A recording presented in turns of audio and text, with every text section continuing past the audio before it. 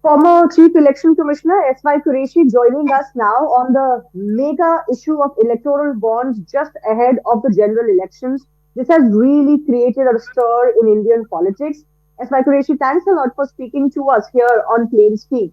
I want to begin by asking you, in your latest piece, you do say that the concern that the likes of the Prime Minister, the Home Minister, Rajnath Singh, Defence Minister has said this to News 18 in the past, the concern that they're voicing that with the electoral bond facility going away, are we going to go back to the dark days of black money funding for political parties primarily? You feel that concern is valid, but we see that the opposition is only attacking the government on the electoral bonds issue. Do you think we need a more reasonable debate on what to do and, what electoral bonds were good at and what possibly were the loopholes? Do you think that there is a need for a more mature debate on this? Well, I think that debate is now futile and very academic only. Let it be done by historians because the electoral bonds have been declared unconstitutional, and that is now history. So there is no point in doing any post-mortem of that. What were the benefits and what are the were the disadvantages? Because that is history.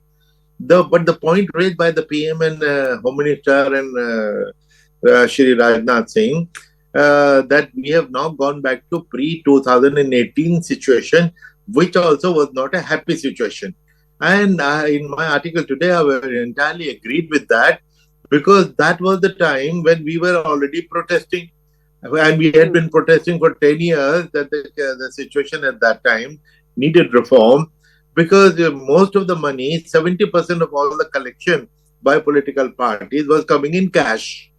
Now, cash collection is dangerous in the sense we don't know the source. Is it drug money? Is it liquor mafia? Is it foreign money? Are these not serious concerns? Therefore, we were demanding reform pre-2018. I think even if we write off from our mind and our history 2018 to 2024 electoral bond era, that's beyond discussion now. Now, whether we need reform or we should be happy with the pre-2018 situation. My stand is certainly we are not happy. We are extremely unhappy. We were unhappy then.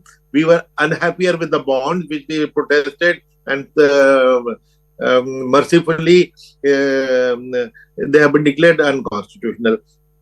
In my article, you would have noticed I had made one point 2-3 years ago, which I have quoted today in Indian Express has even cited that. When I mentioned the plus points of the bond, it is true that instead of cash transactions, it was banking transactions. So far, so good, no problem. And I had said what I call 30-second solution. All we wanted, please tell us who is the donor and who is the recipient. Why keep it a secret? Don't you think the government couldn't do that because there was a fear of reprisals, retributive action?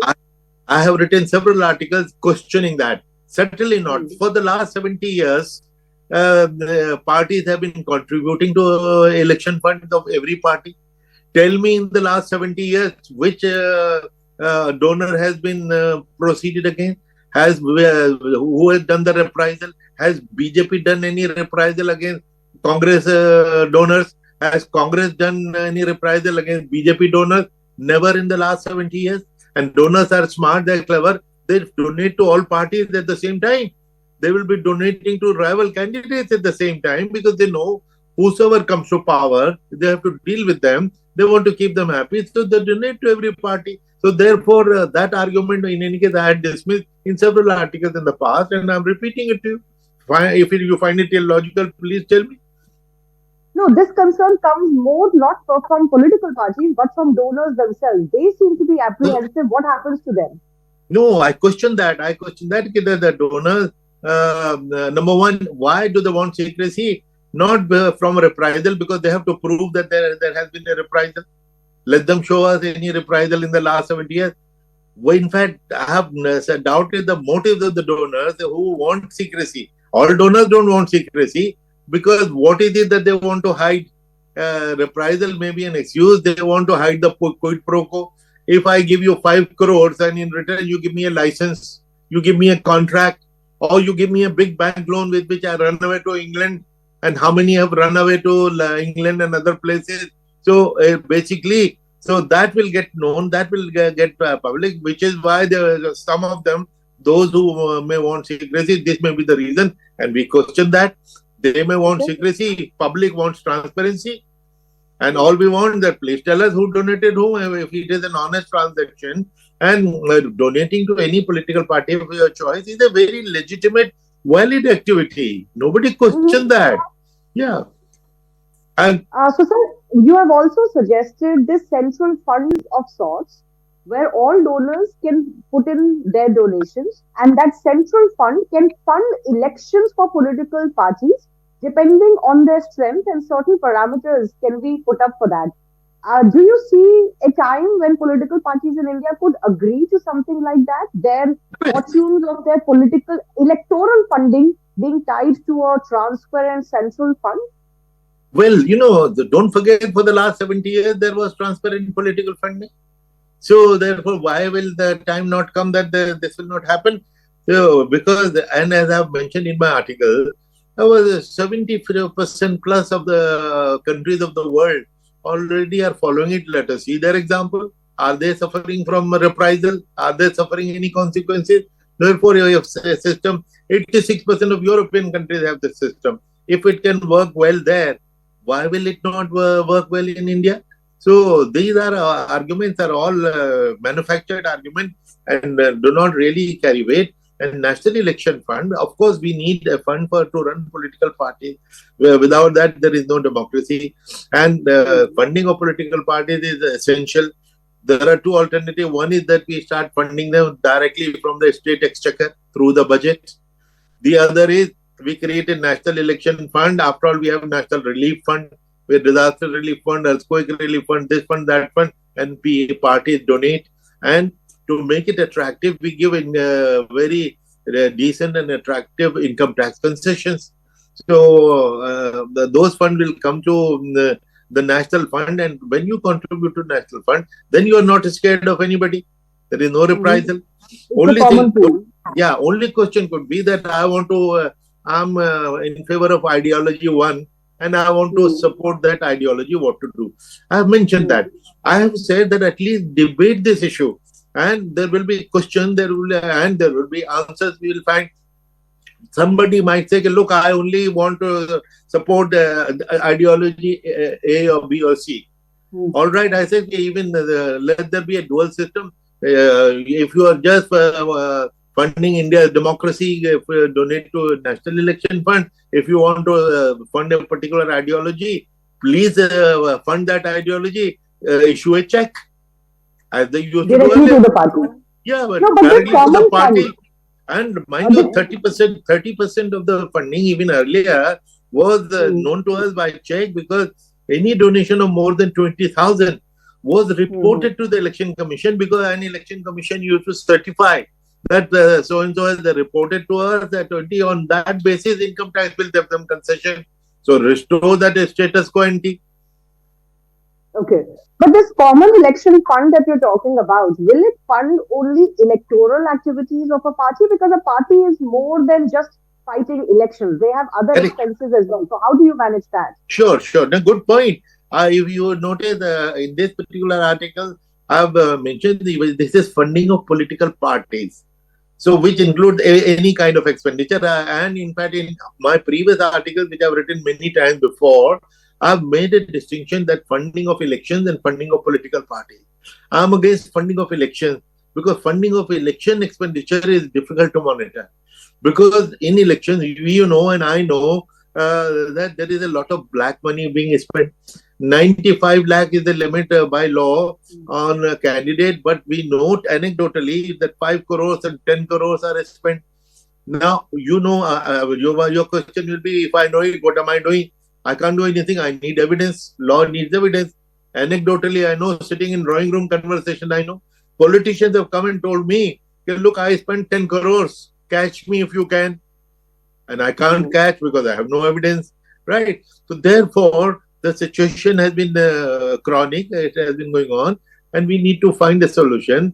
And let there be a serious debate, as you started with. Let there be a debate. There will be pros and cons of every solution, and a solution will be found. People would be most interested to know, sir, that right now, what do you think could be the best parameter on which this common fund could be distributed? Is it the number of Yes. seats you win or the number of votes you win, as you suggested?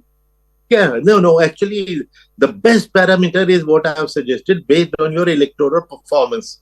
Because, Hmm. we might exaggerate, "Oh, I'm doing a great job, I've done well, I gave a good speech, I wrote a great article." Uh, But how many votes you got? The only figure in the world which cannot be fudged. Every other figure can be fudged. But if you got 2,500 votes, you got 2,500 votes. You cannot lie about that. So based on the votes that you, and I'm not take out the rigging portion. Okay, if election is rigged and all that, which of course doesn't happen in India any longer, but the number of votes that you get is sacrosanct. That is final. Based on that, for every vote that you get, I have suggested 100 rupees. And I've also calculated that in the last election, 60 crore people voted. At 100 rupees, it becomes 6,000 crores. Now, available to be distributed to all parties. The next question, will this be enough or is it too little? I say, make it 200 per vote. It becomes 12,000 crores. So that amount can be varied. Now, how did I come to this 6,000 figures? Because when all political parties submit to the election commission their collections which they have made during the year, and in 5 years, all of them put together had shown 5,500 crores as collected. If their own entire collection by their own admission is less than 6,000 crores, and here we are giving you 6,000 with dignity by check. You don't have to beg, borrow, and steal, not twist the arm of anybody, not resort to corruption. All that we are giving you clean money. The politicians' image, how many times have I heard सब नेता चोर हैं, सब नेता चोर हैं? It hurts me to hear that because सब नेता चोर नहीं है. Hmm. India has become a great nation thanks to political leadership. But public perception that no neta they Yeah. corrupt, that will also improve because no transaction of a dubious kind will be involved. They are donating to a fund from there based on your performance. One question which may be asked: what about new parties? Sure Hmm. enough, fortunately, we have a very nice evidence. Aam Aadmi Party was a new party, and the very first election they fought without money, only because of popular support and crowdfunding, and they won hands down 67 out of 70 seats. Right. So first election they proved their worth, their seriousness, and the second election, because after the election they would have got the largest amount of money because they got the largest number of votes. Right. So now again, what about new parties? These are matters of detail. We may say that some lump sum small amount will be given even to new parties. Idea is that bogus parties should not start emerging because चलो Hmm. सरकार दे रही है, हम party बना लेते Hmm. हैं, हमें तो खुद खरीदना पड़ना नहीं. सरकार गिव 1 करोड़ देगी जिसमें से 80 लाख हम पॉकेट कर लेंगे. To guard against that fraud, you have to first show your seriousness. I'll give another analogy. When you go Hmm. to a bank, do you say, give me 5 crores? Bank will ask you what for? Yeah, I want to buy land on which I'll build a factory, on which I'll buy a machine and run the thing. And how much have you invested? Nothing. So bank will say, get lost. Bank Hmm. makes you invest 30-40% of your money upfront so that your seriousness is proved. And then Right. only the money comes in. So to guard against that, we say that only after showing your performance and seriousness in the first election, then you are in the flow and you will keep getting money on the basis of your performance. So do you think the time has come? Right now, we're in the middle of an election, so it's not going to happen right now. But certainly, once the elections are over and a new government is formed, whoever is in power and whoever is in opposition should really seriously sit together and think about the way forward.